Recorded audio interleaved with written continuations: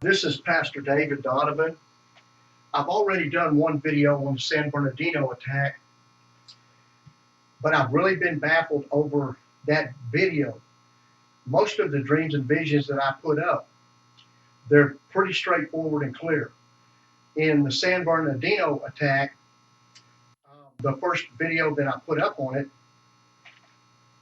I know that that's what my dreams were about, but there was much of it that was not fulfilled at that point. The San Bernardino attack is a lot different than the Paris or the Brussels attack, which all three I did get. The San Bernardino attack, the government's been a lot more quiet about it. For instance, there's 18 minutes that they have no idea. 18 minutes that are missing on the cell phone, and there's another hour and a half that these people were missing before they were spotted going back to the day center where they killed all those people at.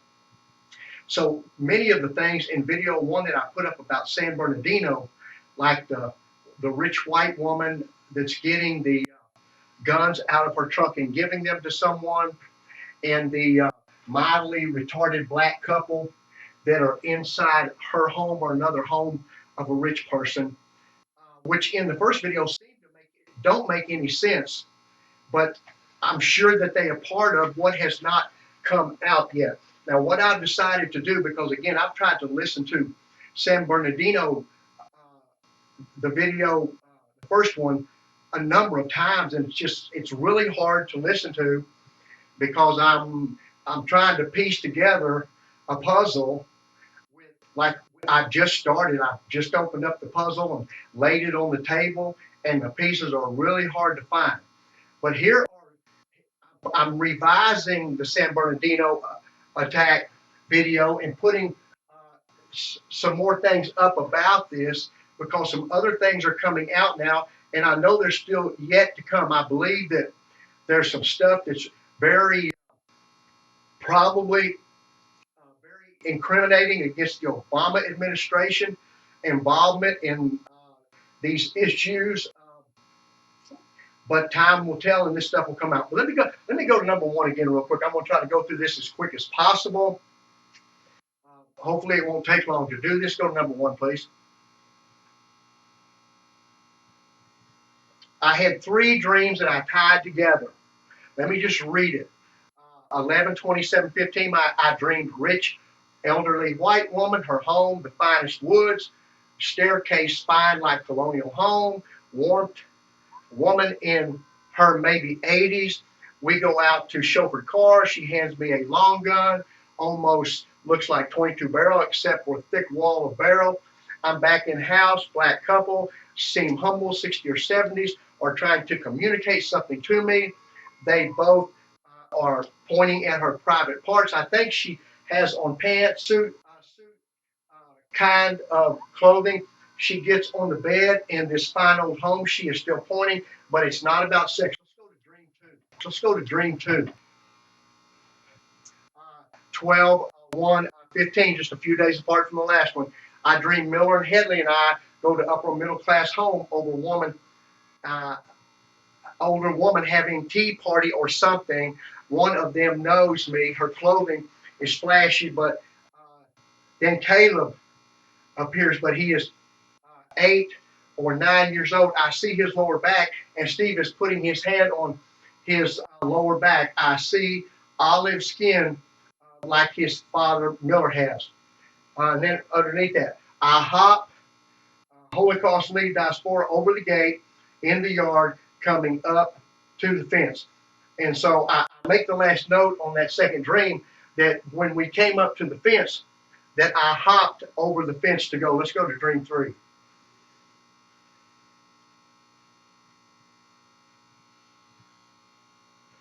12/1/15, dream people struggling with retarded or mongoloid child, buck teeth.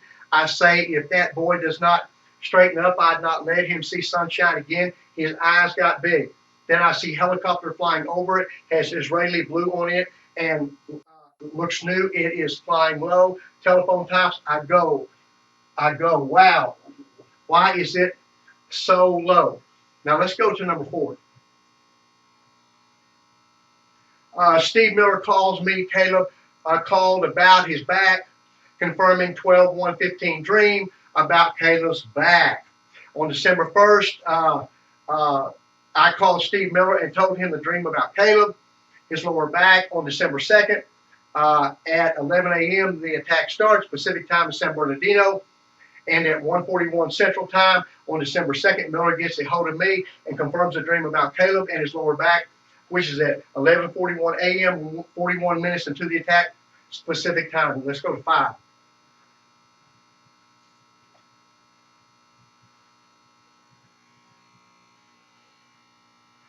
Inland Regional Center in San Bernardino celebrated a holiday party 24 hours before mass shooting. About 24 hours before mass shooting that killed at least 14 people at a social services center in San Bernardino, California. Employees, clients, and visitors were laughing, dancing, and singing during a holiday party. A video of the festivities shared on Twitter by the Inland Regional Center on Tuesday around 10 a.m. Showing more than 20 people, many in wheelchairs, smiling, dancing, celebrating, dancing to celebration by Kuna Gang. On Wednesday, the building housing the center, a nonprofit organization that serves individuals with developmental disabilities at 1365 South Waterman Avenue, about 60 miles east of downtown Los Angeles, was overrun with hundreds of patrol and SWAT officers searching for up to 3 active shooters who were reportedly wearing body armor and shot up to 20 people. San Bernardino Lieutenant Rich Lawhead said Wednesday that multiple people were shot at the Inland Regional Center. Some people were seen being wheeled away on gurneys, and others filed out of a building with their hands up. The shooting, which also injured more than a dozen, was reported at around 11 a.m. Pacific time, and no suspects have been taken into custody hours later. Number 6. Okay, San Bernardino killer was livid over mandatory Christmas lunch. Let's make it a little bit larger if we can. Okay, that'll work. So I get okay. A San Bernardino terrorist, Saeed Farouk, shot up his co-workers because he was angry over having to attend a mandatory Christmas-themed lunch where he was coerced to pose for a group photo in front of a decorated tree, the FBI said. And so this whole article about here, they're using this to say this is what set him off. This is what ticked him off to kill all these people, was that had to do with Christmas. Being a Muslim, being offended at the quote Christmas celebration. I don't like the dancing and singing to Kuna Gang. It's so silly. But anyway, this is why some people are saying he killed all these people. Let's go to the next one, please. Okay, number 7. Before the final shootout, 4 mysterious hours in San Bernardino. The killers left behind a long rash of questions, not the least of which is the mystery of the 4 hours between 11 a.m. terrorist attack and the 3 p.m. gun battle. Now this, in my opinion, is the battle with the first video that's up that you look at. It seems to be so disconnected because I have so many parts in that fit so many other things in this San Bernardino attack. But there's about that much that's not. It doesn't tie together.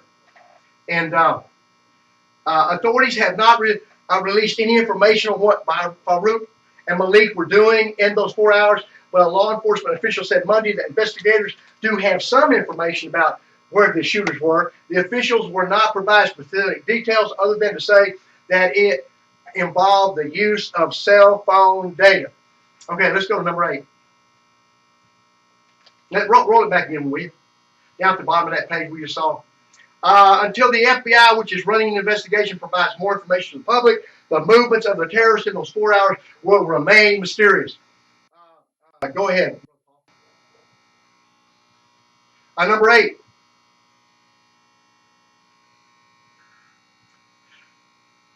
Farouk attended a departmental event at the banquet room in the Inland Regional Center.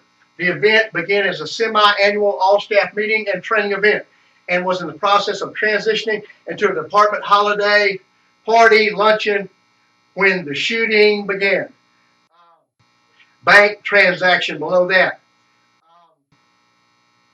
2 weeks before the shooting, Farouk took out a loan, $28,500, which was deposited in his bank account. On November 20th, Farouk withdrew $10,000 in cash. Investigators were exploring the possibility that the $10,000 were used to reimburse someone for the purchase of the rifles used in the shooting. Let's roll it over. Let me see what else is in there. The other way. Is that the same article right here? No. Okay, number 9.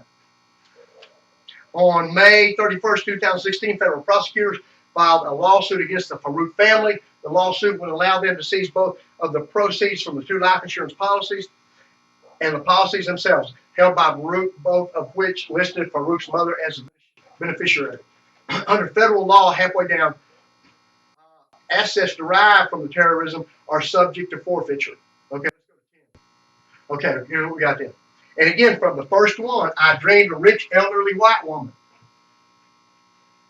And then I dreamed about a black couple in this house that was mildly retarded and was trying to get me to understand something. Now, remember, they don't know where for 4 hours these people were.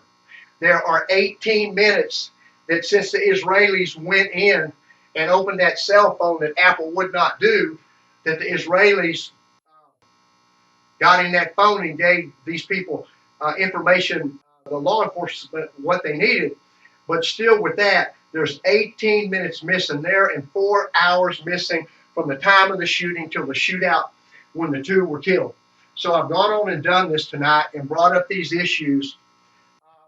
Just telling you, just wait. I'm sorry that I don't have it better together than this, but as time permits and the Lord exposes these things and brings them out, we'll see what this is all about. I appreciate you taking time to watch this, and God bless you. Jesus is Lord.